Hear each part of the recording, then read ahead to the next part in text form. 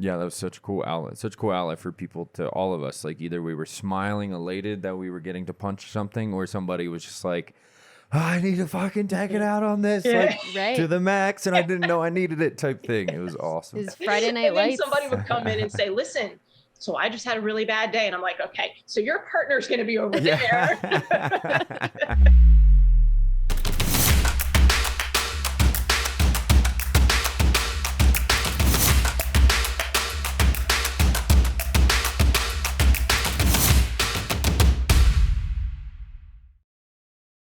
What's up, everybody? Welcome to the Fueling Fire podcast with All Train Fitness. Meow, meow, meow. Cue sound effects here. I'm Coach Hailey here with Coach Garry. And we have The an one and only absolutely amazing rock star, guest. one of our favorite coaches of all time. What to do? Introduce yourself. Yeah, Coach Meghann. Nice to meet you all. What's up? Hey. How Nothing. are Living ya? the dream here in Baltimore still. Yeah. So yeah. How's the weather? How's the weather? I gotta ask. Absolutely miserable. It's surface of the sun hot today. Literally, it's 108 degrees outside. I was like, there's only two options, either hot or raining. Yep. Yeah, in Maryland, that's pretty much it. So hiking Yep. season, it's always interesting around here. Right. Mm-hmm. Bring everything. Bring to basically walk naked, or bring a whole torrential That's downpour suit. You got it. Oh, I love that. So what's going on? How's the fit? So I guess let's talk a little bit about our story. Yeah. How our paths met. Yeah. So A few years ago. First, let's say if there's any Pandion OGs listening to this, I hope you I hope all are there doing is. well. Right? I hope you all are doing well. We miss you all. Memories. Great Pandion, memories. Hailey's wearing the shirt.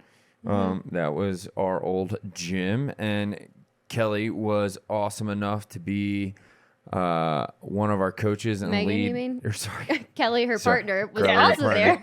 there. It's all right. She said I knew where he was the two Kellys, and I got hung up on that. Coach Meghann was one of our awesome coaches who led our most fun class for sure, our striking class. I was just going to say, that's still, I think, to this day, my favorite group exercise class I've ever taken. And Right. I just came across We one still of the talk videos. probably like once a month or at least once a quarter for sure. I just want to do a striking Haley's like, class. oh man, I could really go for a striking class. Just really go for something. Yeah, like someone just tell me to hit things and then also show me how to hit things so I don't hurt myself. It was by far one of my most favorite classes to coach too, because I think it was the one class that sort of separated training and took it into something a little bit more visceral. So, Yes.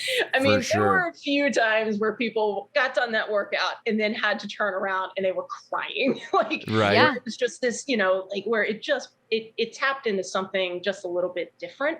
And so I really enjoyed having the opportunity to do that with you guys.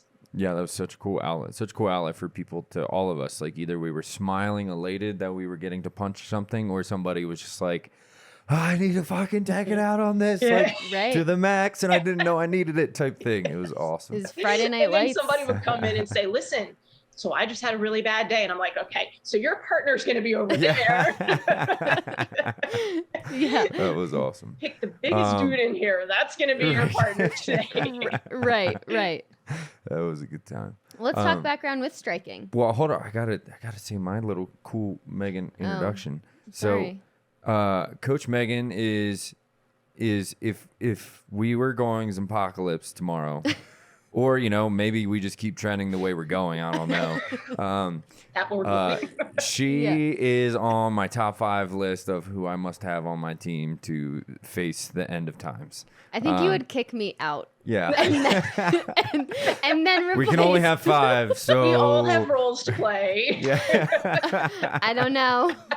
Hailey, you're great for times of thriving, but times of surviving. I'm going with Meghann. It's pretty accurate, not gonna lie. But yeah, she's awesome. She's a coach, one of the brightest coaches I've ever had the pleasure of coaching with.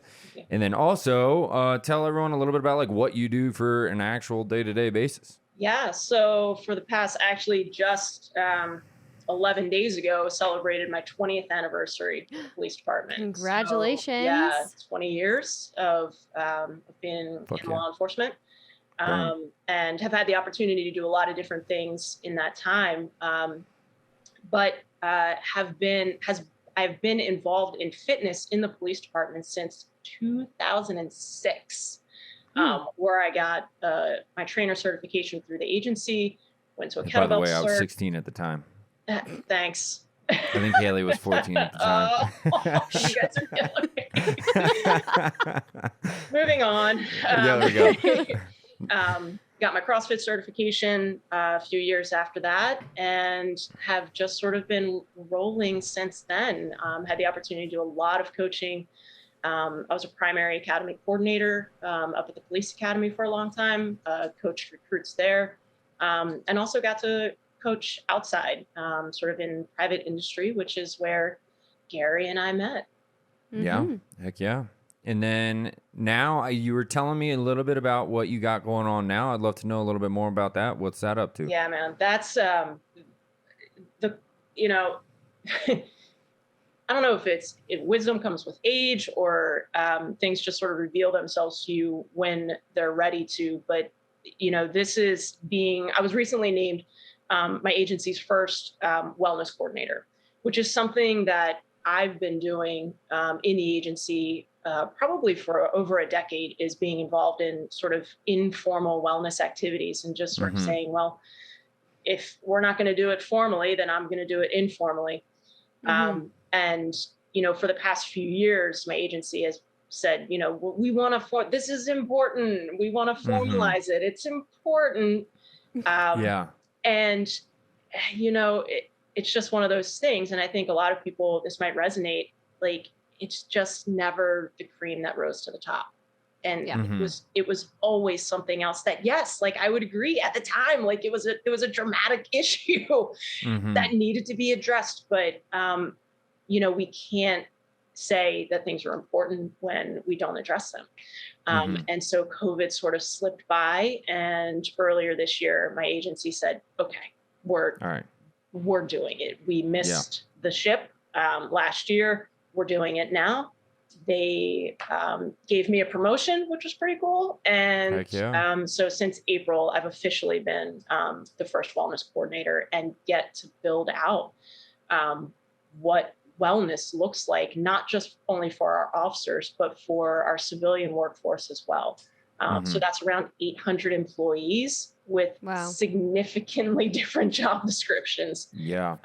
So it's a really cool thing to get to do at, what most people would consider the tail end of a career, to be really excited to go to work and to finally be able to put a lot of those pieces together, things that, I've learned along the way, things I've learned about, being in law enforcement, very personally and professionally, that run anywhere from fitness to, sort of mental wellness. Well, if anyone's going to knock it out of the park, it's going to be your ass. I mean, I'm sure that. They've already tried to slow me down a little bit. They're like, one thing at a time. And I'm like, no, 12 things at once. That's right. Hey, let's get going. When you're on a mission, you're like, yo, we're going. So what is this, I want to kind of, there's a few things I'd like to dissect out of that, like especially you getting into the part of saying like, this is also going to be helping people with the mentality, right? And I know like everything, you have a lot of people in different places, but I'm sure with different things and different pressure situations and just stress, right? Like all of these things like keep compounding, and they can keep compounding us, taking us one way.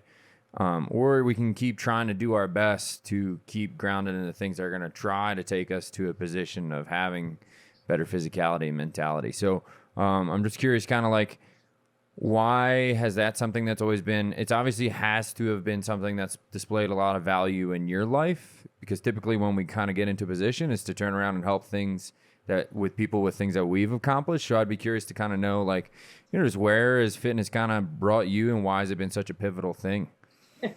You would think that. Fitness. So, obviously that has sort of been my journey with fitness it is something that I found value in, yes, but that was sort of by necessity, having, to stay fit to get into the police academy 20 years ago. I mean, I went in right after college, so there was no opportunity to slow down. Yeah. And, those first few years, you're just go, go, go, go, go.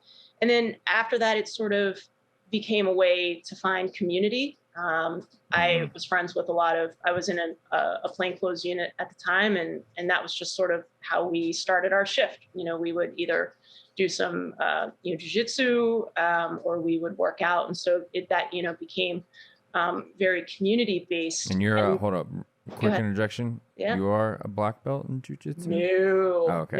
no, a couple striped white belt, Okay. but certified through Gracie's and things like that. So have a lot of BJJ experience and instructing recruits and things like that. I wish that is the you're still certified badass in my I survived a week-long law enforcement Krav Maga school where I got literally punched in the face for a week. So I'll hang my hat on that all day long. But the thing about fitness that I found that I grew to appreciate more than the actual act of fitness was the coaching aspect of it. And I think that's really where I grew, and not just wanting to be better myself and really diving into the nuances of, Olympic lifting, the hinging patterns of a kettlebell swing, and where you and I would nerd out for hours about, vectors and angles and programming and things like that. And so for me, I really found the biggest risk to a law enforcement officer is the single identity. And I didn't know it at the time, but what I was doing with you and what I was doing, in coaching was helping this other identity thrive. And so a lot of the pitfalls that officers fall into, I was very lucky that I was accidentally doing exactly what I needed to do, to be able to rise above some, not all, of the challenges that law enforcement face. So for me, fitness has really turned into this, way to maintain connection with people.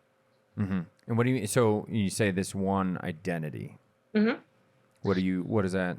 So just so we can get a clear picture of what that means and why fitness was important. The job is so consuming. The professional aspects of being an officer is just so consuming.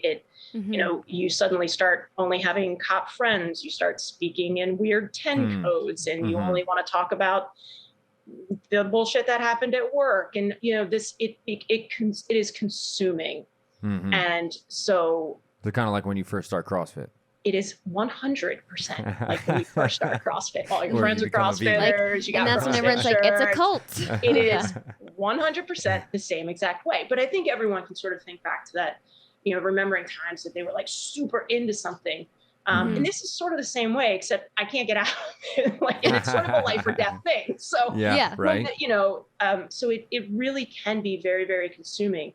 And the job will take as much as you give it. And so, I didn't have the perspective at the time to realize how valuable my coaching outside of work really was, and how much it really helped balance everything that I was experiencing at work, with sort of the typical trauma exposure and things like that. But coaching was it was the thing that filled my cup up. Like, it sounds so generic and so basic, but it really is. If Kelly's sitting right over there working, but if you asked anyone who's close to me what I miss most right now, I would say coaching. So, because it really did help balance everything out. So fitness for me was way beyond something that just made me feel good when I worked out. Because that's always sort of been something I had to do. That was part of my job. That was an expectation. So my relationship with fitness was always very sort of square peg and square hole. But the real richness in in the benefit of fitness went far beyond those things. Well, I think that goes to the core of like why you even got into law enforcement in general, of like you have to get into it for the right reasons because, as you said, it's this incredibly demanding job that is going to take anything and everything that you give to it. Mm-hmm. So you as a person have that empathetic nature that like to teach and help and coach someone, like that is what is going to fuel you. And that's also why you have a partner like Kelly who's also in a profession and in a job that's in that kind of giving mode as well. So it's like it was almost a way for you to turn kind of the same core principle. Kind of like the same mechanism as being a cop, right? And protecting and serving those, and then but also getting to do but making it in a different light. Yeah, I mean, I think if you look at some of the same themes, even the way I ran my classes, like they were still very disciplined, and I sort of drill instructored a lot of the classes. I was more of a DI than I was like a cheerleader. Oh, I loved your classes. Your classes demand attention. That's for sure. For better or for worse. That's just sort of how it's like, but I think those essential things, those threads that make us who we are and help us sort of, as we drift through our lives, finding different things that we connect to. I think coaching, was sort of that logical next step, for me, coming from sort of that instruction base of the police academy. And quite honestly, I think I've done, besides this new opportunity, I think the work that I did in the police academy was some of the best police work that I did. And a lot of people might not sort of view that in the same light, but I do. Yeah. So the big, I think one thing that's kind of, that we already extrapolated to the striking class, it's kind of like coaching is kind of like what striking class for was a lot of people, like you said, that would just like afterwards, break down in tears, right? Yeah. You didn't even know you needed that. Yeah. And I think we find that with a lot of our athletes at All Terrain, right? Like a lot of people are like, you're like feeling like you're drowning in life and like you don't have time. And then like you do prioritize just a sliver, whatever you can to get the health or get the workout in. And then all of a sudden, like life feels not so heavy. Yeah. Right. You all of a sudden, like you have more capacity to have some patience with your kids or your coworkers or your significant other. Right. I mean, the amount of time, especially through COVID, right? We've had so many people that, like, I'm just stressed out the max. Like I'm trying to still do school and I'm also have kids and I'm also trying to still go to work somehow. And we don't have, childcare, and like I also don't have my gym or my community. And like we get them back into I don't have time. And then we just get them back into moving. They're like, oh my gosh, like it's like that melting, right? It's that feeling, like you said, it sounds so generic, right? To fill up your cup, but it's like, you still have to, you got to prioritize the system and make sure it's full so you can serve those in a good position, a good, different psychological position, in a place where you are not already stressed. Like imagine like your position, right? Your job where it's already stressful, or, I know you're the I'm not quite exactly sure what you do day-to-day base, but like say you are in a stressful situation. If you're already in a position where at home has felt stressful, you feel tired, you feel pissed off, you're angry already to begin with, then you have these total different work environments that nobody can even predict, right? Like it's just very much like fitness can provide, yours is a very hyper-focused example, right? Of like, how much of what of my input of my fitness and health and psyche can have a direct relation into this high-stress job. But for other people where it's not so clear, right? Where they don't necessarily work such a high-stress job, but things are feeling out of alignment in their life, right? It can provide that same type of outlet or escape. And I think that's a big kind of underlying message of being all-terrain is like, look, you want to keep this practice going so you can be all-terrain. And that means, like, again, approaching things in the best possible state that you can approach them in. But I think, also one of the things that I think you guys have always sort of done really well, and some of the things that are thriving with all-terrain is also looking at, because I'll be very honest with you, because, it's just us. This past year has by far been not a good look on me. I honestly have been incredibly inconsistent with working out.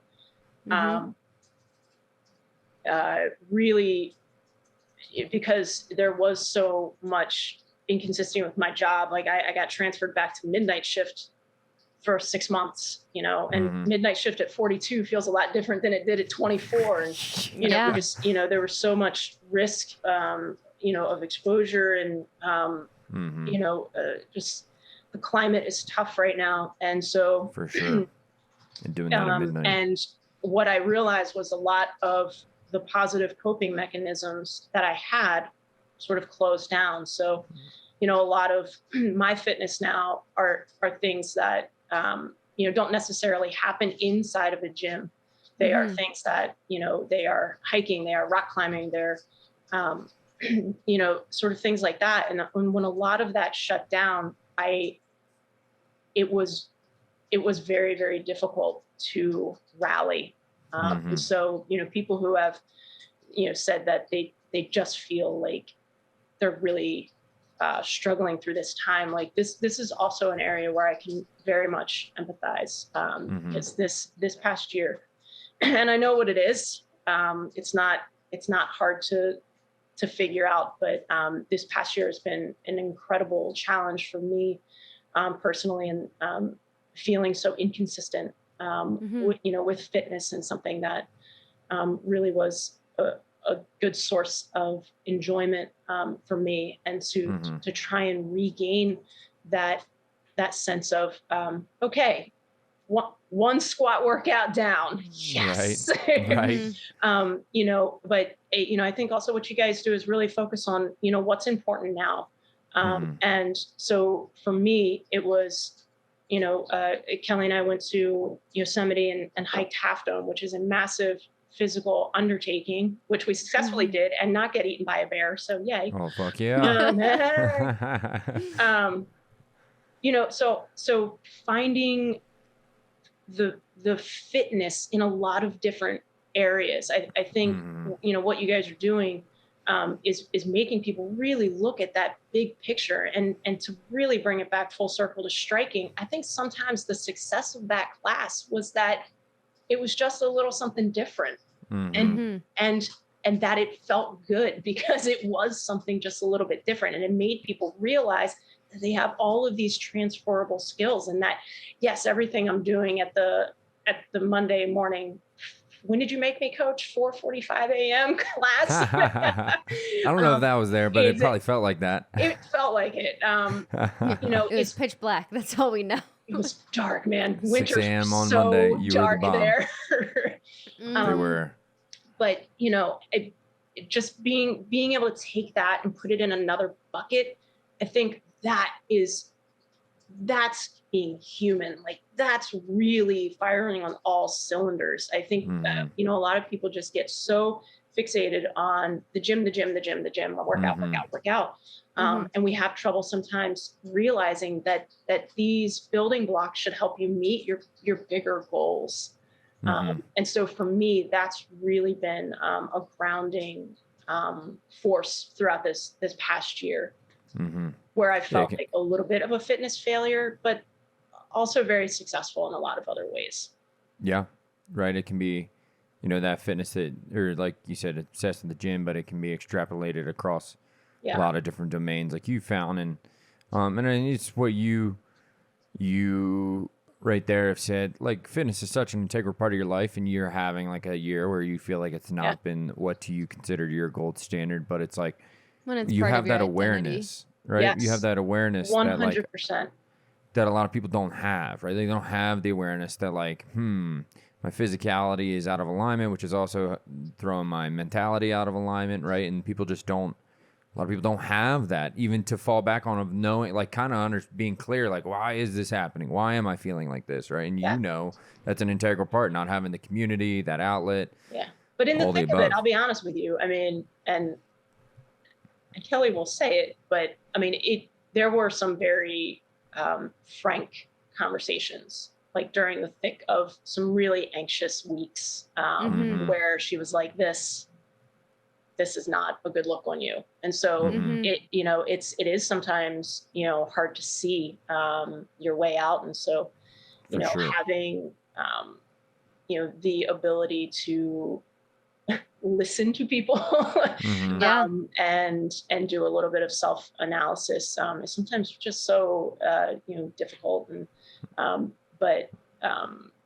just a really important step. And, I think people sometimes really grind themselves into the ground and, very all or nothing mentality. And we've sort of experienced this as coaches as well, is helping people find the wins in their workout, or helping people find, the wins in their week when they just really are struggling to find those things. So, little momentum, right? Exactly. When we all get descended into chaos at some point, right? Like we all get smacked in the face with some shit that is gonna feel like chaos. It's like you said, like when you feel like sometimes you don't have a way out, we're all gonna have those, right? And yours came this year being cop in this climate with everything going on is insane. I couldn't imagine it, right? And it is part of that altering ethos is like understanding like, the pits are coming. The abyss is going to come at some point, and how can you be as well prepared as you possibly can? I think it also brings to light the combination of the physicality and the mentality, and how you really cannot take the two of those apart. And even like when you were saying, I really felt like I was having a fitness failure at this point, it's not like you were worried that your body was going to let you down, or it wasn't the like physical aspect of it. It was understanding that took such a mental toll. And it was almost, I know you had the idea for the wellness program and everything before, but it's almost like, just like you said, I don't know if it's age, I don't know if it's time, I don't know what it is in this universe that kind of puts things right under your nose when you need to hear it or see it. But really understanding like you cannot pull the two of those apart. And I think that is also the beauty of that striking class, and in fitness for anyone, whether it's a class that's similar to striking where you can kind of get out that emotion of anger, fear, sadness that you may not feel comfortable showing or exposing in any other aspect of your life. That's where you see the tear. Like for me to show like anger, I'm like, that is very uncomfortable. Like I don't even know how to do that.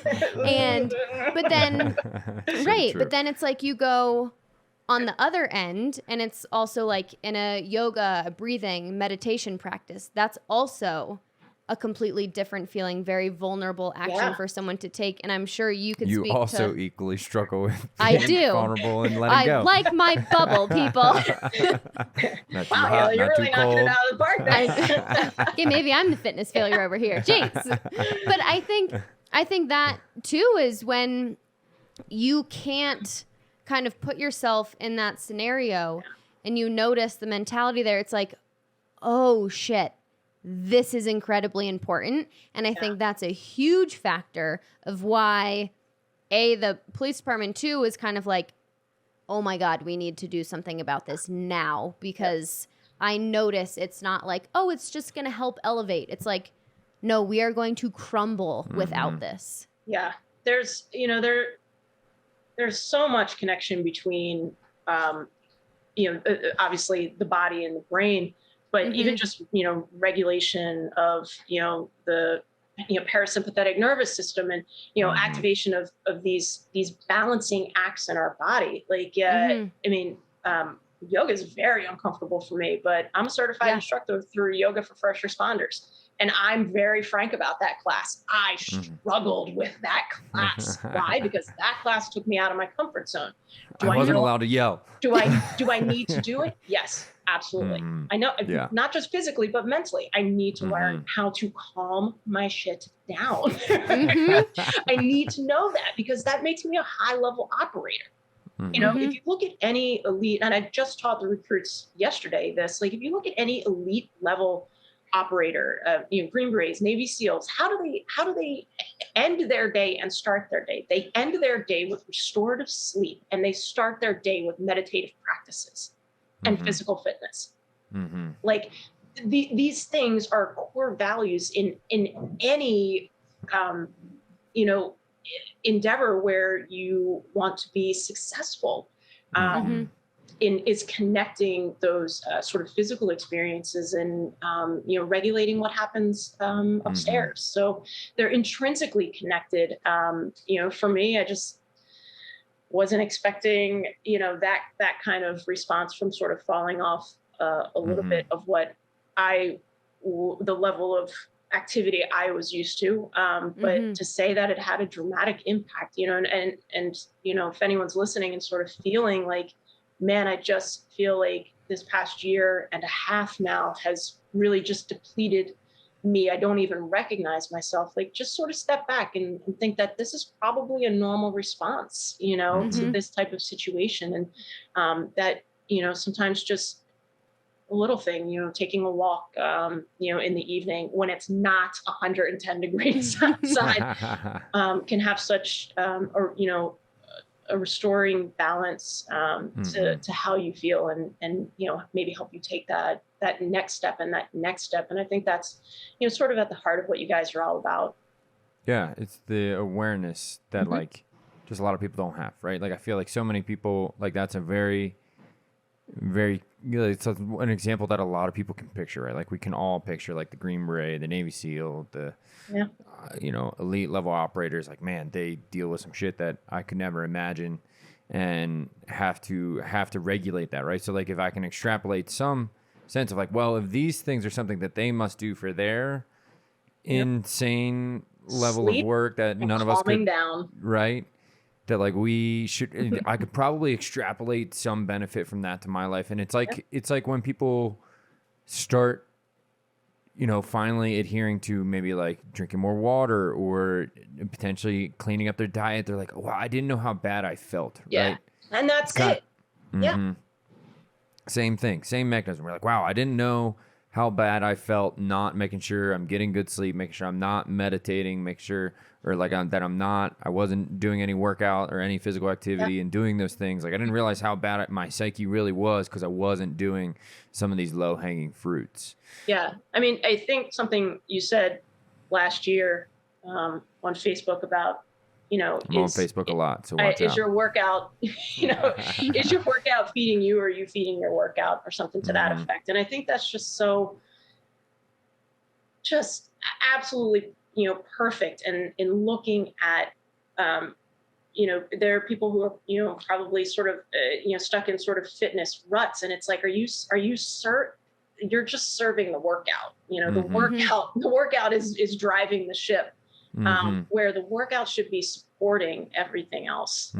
And so I think that those are really important skill sets that, you guys are sort of trying to bring to the front and elevate is the broader picture of how fitness or, working out fits into the larger role of how to be a better human being.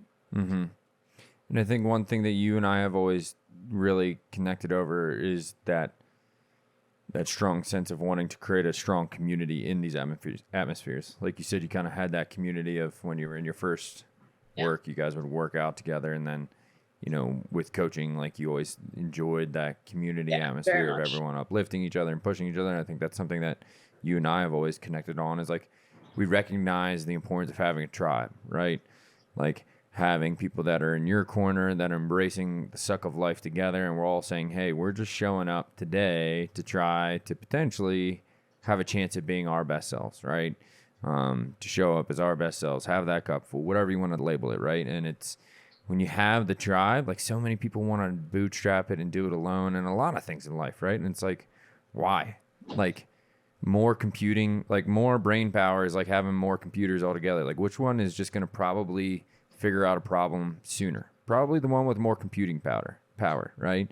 And that's something that's always filled up our cups as coaches. When we owned the gym, Pandion, like, the community was just like what kept us going, right? Like, so what kept me going. And that's what a lot of people are missing these days, right? Is having that commonality, that common place for people to have the tribe where we're like, hey, we're all kind of just here embracing the suck together, and it feels good. I don't know what it is when you finish that workout together with people and you're all sweaty. Everyone's high-fiving and I think it's silent empathy. It's just, it's, you know, like I can say, you know, oh, that, you know, that you told me something sad, and you're like, oh, I feel for you, or but there are no words need to be spoken. It's silent empathy, because you can just look at each other and you know. It's that type 2 fun. It is. It sucked, man. That sucked. All kinds of type 2. I feel like that's your only type of fun. Really type 2 fun. It really is. Was there ever type 1 fun? No. No. Cheap thrill fun sucks. Not when it's the two of us together. I'm like, that was like type 1 fun for you, and I'm not on the fun level yet. Yeah, you got to get to the point where type 2 becomes type 1, where it's only the suck that is type 1. Someday. But it is having that community atmosphere, but also, like you said, having that, you know, when we put ourselves into some exposure, whatever it may be. If it's just the gym. The gym sounds like it's such a simplistic way to try to expose yourself to that type 2. Like, this sucks, but I know it made me better, so I'm going to keep doing it, right? Like that type 2 fun of, like, you know, the biggest experiences we always remember, not the ones that are, it's not the roller coaster, right? It's like, holy shit, remember that thing? Like, the thing you and I always talk about is the Ultra Beast Spartan. Fucking Spartan race. Yeah, see? Jesus. Like, I've never talked about, like, any, like, you know, going on the Ferris wheel on Santa Monica together. We don't talk about that. Like, we just did, so. Yeah. We talk about the shitty things. I mean, you're getting to the core of, you know, the things that move us, and that, you know, then you're really digging into, and we can get super nerdy about this, but, like, you know, where growth comes from. And, you know, we can look at the science of, you know, how we get stronger, but, you know, that same process of sort of progressive overload is the same exact way that we grow mentally as well. You know, that process is no different. The body is very streamlined, and it likes to do things the same way. And so with each of those little wins, you know, so for me, especially during this year, it's been a series of little wins. And so now, even though, you know, things are still very sketchball in the COVID world, and, you know, in law enforcement, it's a very weird place to be, but I am feeling more optimistic about where I'm at now, simply because of a series of small wins. Whereas 8, 9, 10 months ago, it felt very all consuming. And so, you know, to anyone who's sort of struggling, like, with feeling like you have to eat the whole elephant at once, you know, we don't. And that's, you know, a lot of the concepts of coaching and, you know, sort of incrementally increasing challenges. You know, we have the same opportunity to do that with mental challenges that we face as well, even if it is just sort of pushing through a hard workout, or, you know, pushing through a hard day at work. It's the thing that we can fall back on, that, like, when other parts of our life, like, we put in effort and action and feel like we just cannot make any progress, right? It's one place that we can kind of always fall back to, of the sense that, like, I know I can always, like, put in some effort that sucks with fitness, and it's going to make me better, right? Yeah. And that was something, like, when the gym was on its last, you know, it was turning into a submarine, you know, an imploding star, right? Yeah, like, just imploding on itself. Like, for me, it was just always having, like, I was putting in all this tremendous effort and action every single day into that gym, and just could not break through. But I always had fitness to fall back on, of, like, it's this place where I can go. It sucks. It's resistance, but I still have some of that mechanism, like you said, of this progressive overload that the body loves to be able to put in. Like, we love growth, right? We love, like, putting in effort and seeing a positive reward, a positive outcome, like in our business or our career. Like, those are always great, but those can be very controlled externally. But, like, when fitness is one of that things where you're always in direct control of having this positive feedback loop. Yeah, and I mean, it didn't matter. As soon as I walked in, you know, to the gym, like, even if I had to move like 26 different trash cans to try and catch the leaks coming from the ceiling, like, it didn't matter. Like, there was something about being there and knowing, I had woke up on time, but being there, which probably was the win. So, you know, and then coaching, and I remember, you know, changing there, and, heading off to work, and it felt like I felt like a win already. And so, just really looking at, being able to figure out what's important right now. So for sure. And our goal is to always like look, we know like what fitness has provided us. Like for us, it's always provided a sense of community, that sense of like some place where you can get that type 2 fun, progressive with the overload, a place you can always still find some growth, right? Like that's always very self-serving. So I'm just, why has it always been something that like you felt like you've wanted to spread to others? Like this is something I love asking coaches about. Like it's obviously something like, hey, this obviously has a crap ton of value for my life for me to want to turn around and coach you in it, right? And so I'm just kind of curious, like, why is it something that you've felt drawn to always make a part of trying to give to others? Yeah, man, that's wow. Gotcha. Deep. You did. I'll be very honest with you. I fell into teaching very awkwardly. Believe it or not, I'm very shy. And I'm very awkward. And same girl, same. Yeah, I mean, most people would be like, okay, whatever. Right when Hailey started the podcast, she was like, so I'm terribly afraid of being on video. And no, not anymore. But no, still. You're faking your way amazingly. That's right. She gets nervous chills. No one knows. She gets nervous chills. No one knows. It's just us. I did not, because I only had the guys around me to compare myself to. You have to understand, like my world with it started with teaching in the academy, and I was surrounded by just, giant SWAT guys, and they all just, and I tried for a long time to wear their shoes. I tried to do what they did. And it got to a point where the recruits are like, whatever, like they knew I was faking it. I felt like I was walking around in somebody else's shoes and clothes. And I was like, this just doesn't feel right. And I can remember the first class where I really sort of embraced what I thought was how, we should deliver information and how we should teach. And, later on that evolved in how we should coach. And it resonated and it connected with them. And so I think, that, and, the love for coaching, and it just sort of grew out of that. And it is 100% because I love seeing people's successes. And I love helping them to get there. I remember coaching this one on when she was trying to get her first pistol, her first one-legged squat. And I must have gone through every cue. I mean, I was pulling out the good stuff too, like, imagine this, and like none of it would work. And I got to the end of my list, and I was like, I'm out. Wow. All right. Well, let's just start over. And I'll be damned if the next time this first cue that I gave her, it connected. And so, I'm very connected to the success of people. When I taught recruits, they said that the worst day of their academy career was the day, not when I made them do 150 push-ups on a really hot tarmac. Sorry, guys. I didn't realize. But was the day I said I was disappointed in them.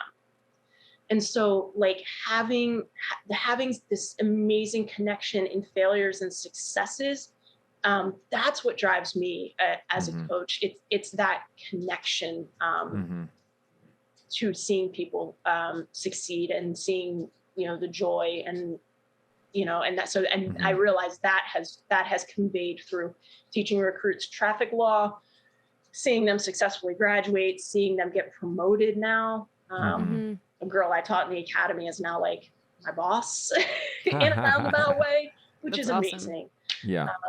So I really think it's, very much like police work. It sometimes feels a little selfish that it feels really good to watch and help people be successful.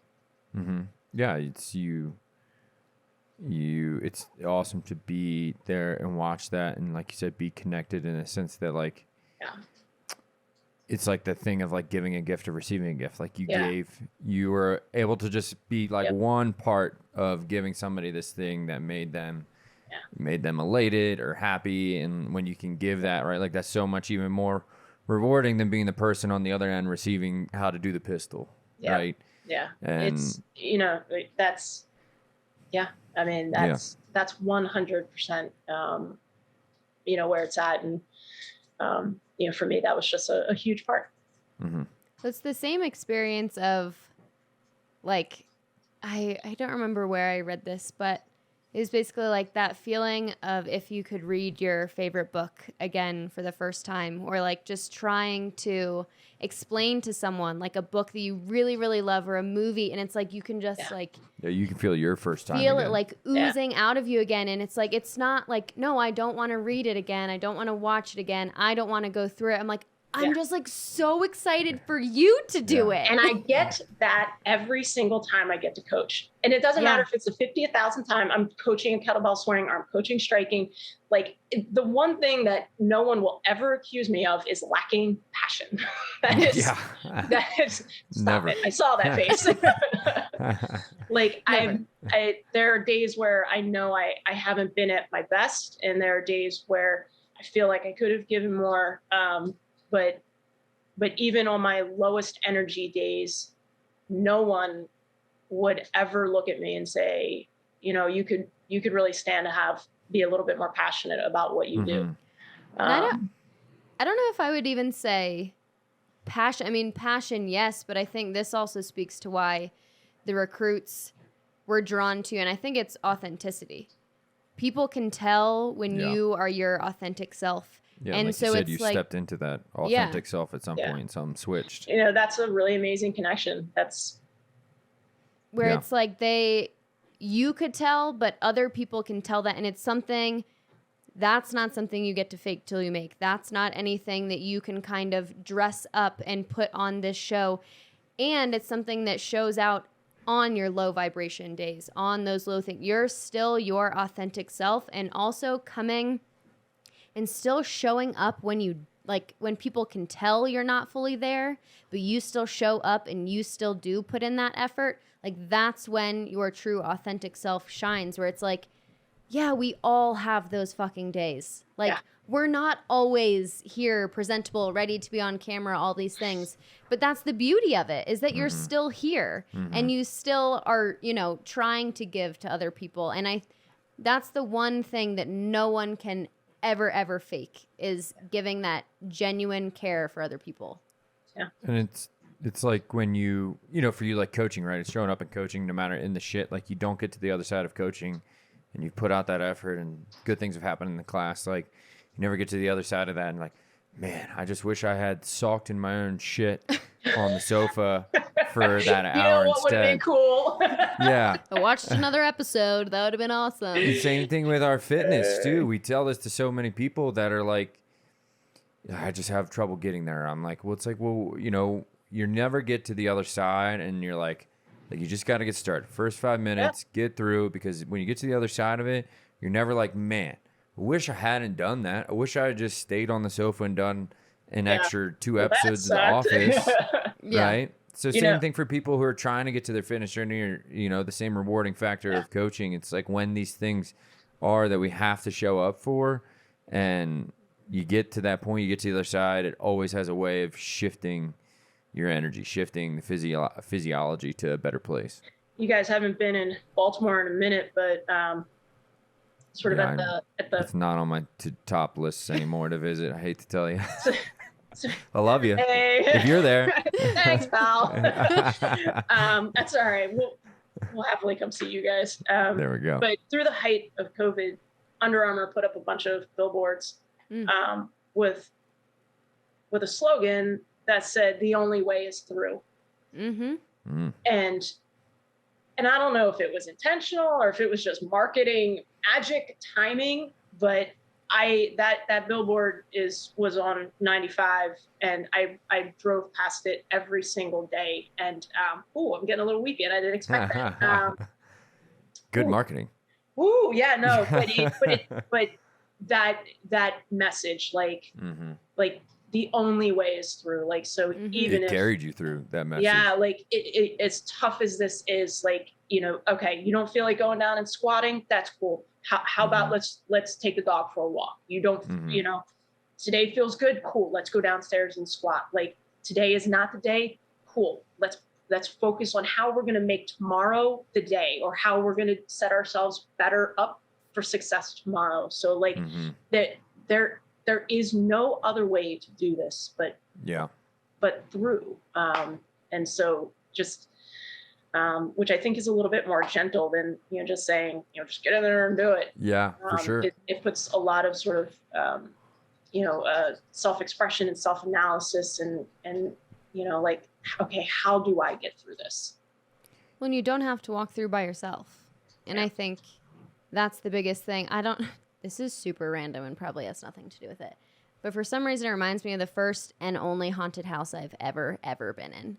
I'm super scared and paranoid, but it was at a costume shop and not scary at all. But I closed my eyes the entire time and someone literally just drug me through. Whereas like I had to, either I was going backwards and had to go through the same shit or forwards and also go through the same shit.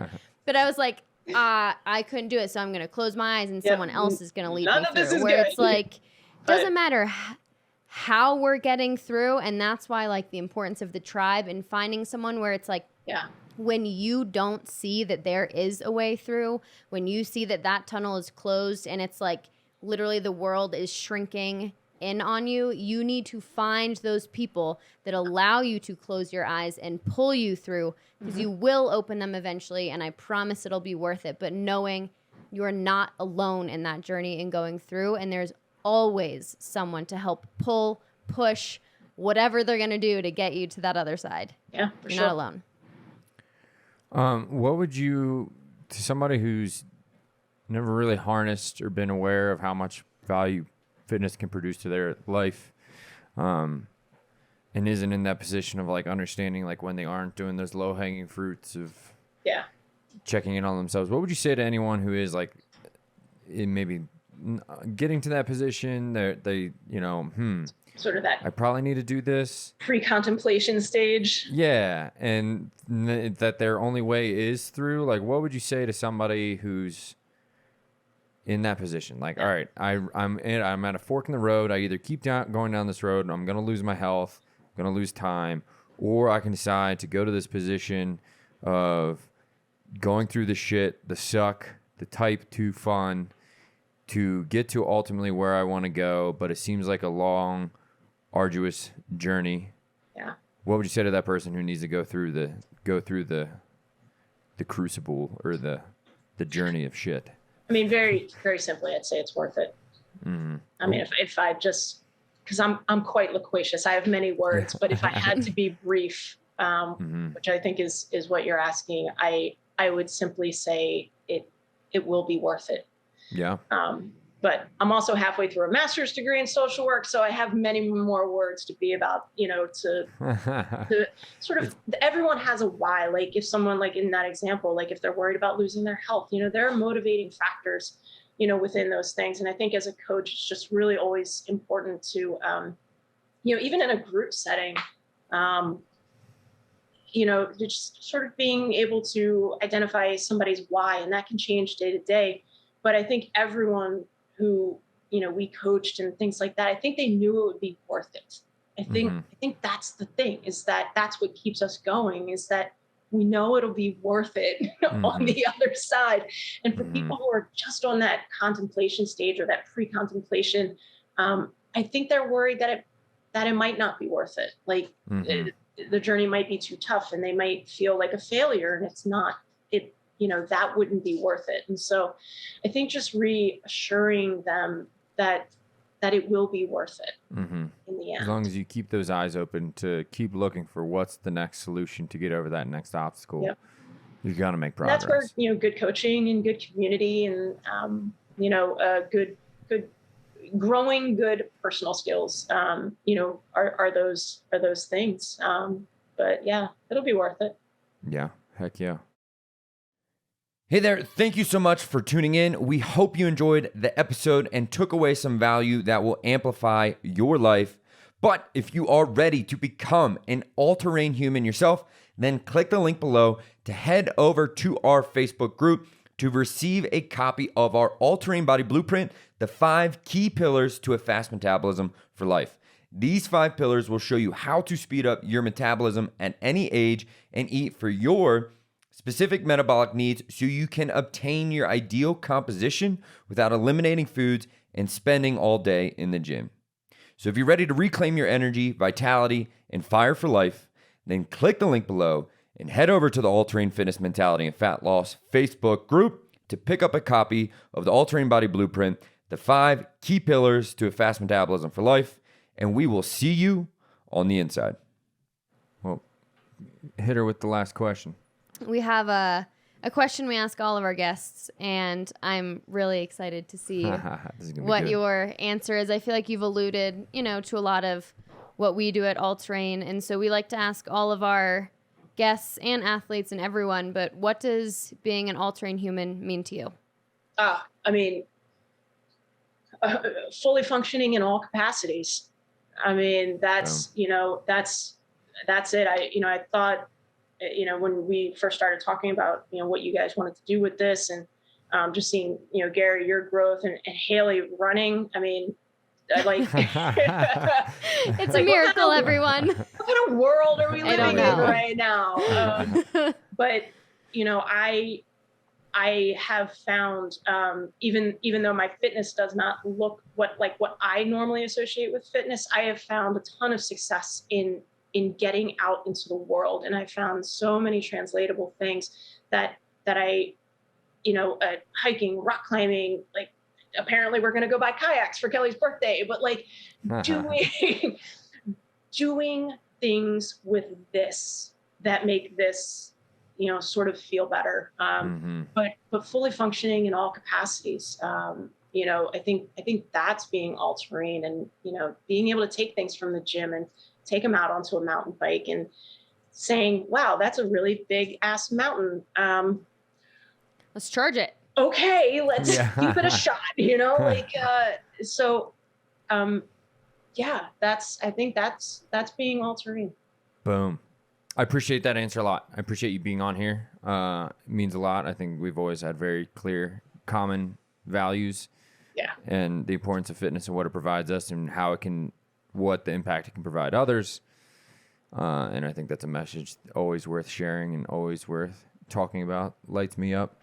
And I know you're not quite, promoting anything. So is there anything you want to say about your wellness program, or is there anything you want to sign off with, or anything before we do our close? No, I wish you guys all, the best of luck with all of this. As I think I've matured in, sort of my fitness journey, and seeing how, we're taking things outside of the box, like the literal box, and, just applying them to so many different areas of life. And, I've just enjoyed the messages about food and, just how basic things can be. The world is a very noisy place. And so any opportunity that anyone who's watching or listening gets an opportunity to sort of filter out some of that static, I think is really an amazing opportunity. And I think you guys are doing a great job of sort of filtering out the static,